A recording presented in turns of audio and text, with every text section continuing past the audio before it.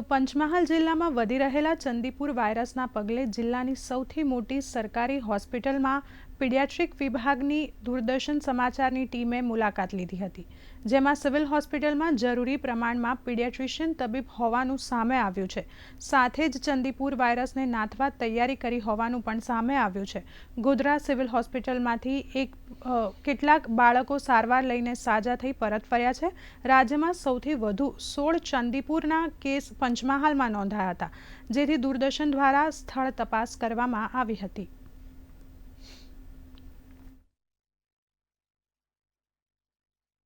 Paediatric વોર્ડમાં અત્યારે અમારી પાસે 40 બેડ છે અને તબીબો અમારી પાસે 3 છે, એટલે પેશન્ટોની સારવાર સારી રીતે થઈ રહી છે.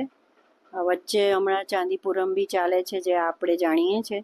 એમાં પણ બધા જ પેશન્ટોને સારવાર અપાઈ અને ઘણા પેશન્ટો તો સારા થઈને ઘરે પણ ગયા છે. અત્યારે હાલ 3 પીડિયાટ્રિશિયન છે અમારી પાસે, જે ફૂલ ટાઈમ અહીંયા જોબ કરે છે.